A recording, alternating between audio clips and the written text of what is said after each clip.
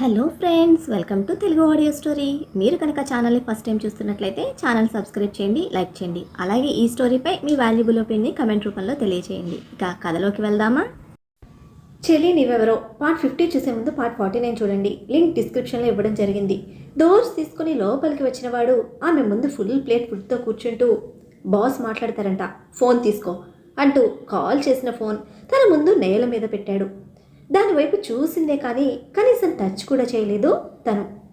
అమృత అని బొంగురుగా తన పేరు పిలుస్తున్న గొంతు వింటూనే చాలా గట్టిగా కాళ్లను గుండెల్లోకి నొక్కుకుంటున్న అమృత కళ్ళల్లో విరక్తి మాత్రమే కదలాడుతోంది.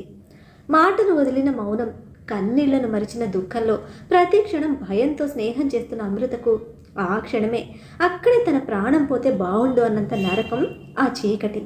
ప్రతిరోజు నీకు నచ్చినట్టుగా అన్నీ పంపిస్తున్నాను, కానీ ఏది తినడం లేదు. దానివల్ల నీ అందం వడిలిపోతుంది, నీ వయస్సు నీరసించిపోతుంది. ఇలాగే ఉంటే 25 సంవత్సరాలని వయ్యారం ఎవ్వరికీ దక్కకుండా పైకి పోతుంది అమృత అని వినపడుతున్న భరించలేని ఆ మాటలకు కొన్ని సంవత్సరాల నుండి ఆ మాటలకు అలవాటు పడిపోయిన అమృతలో ఎటువంటి రెస్పాన్స్ లేదు. తాళి కట్టే కొన్ని గంటలు మాత్రమే నీ పక్కన మొగుడుగా ఉన్నవాడి కోసం నువ్వేమో ఇలా నువ్వు బలి చేసుకుంటున్నావు. వాడేమో రోజుకో అమ్మాయితో తిరిగి తిరిగి అలసిపోయి ఇప్పుడు చైత్ర అని కొత్త ఫిగర్ని పట్టి దాంతో స్విట్జర్లాండ్ హనీమూన్ టూర్కి వెళ్ళాడు. నీకన్నా అందంగా హైట్గా కూడా ఉంటుందిలే.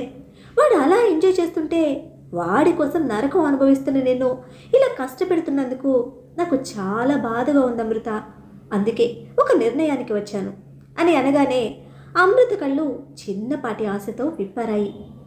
నాకు తెలుసు నా డెసిషన్ నీకు హ్యాపీనెస్ని ఇస్తుందని. ఆ డెసిషన్ ఏంటో తెలుసా అని అడుగుతూ ఉంటే నెమ్మదిగా ఒక చెయ్యి ముందుకు చాచిన అమృత వేళ్లతో ఫోన్ని దగ్గరగా లాక్కుంది. అది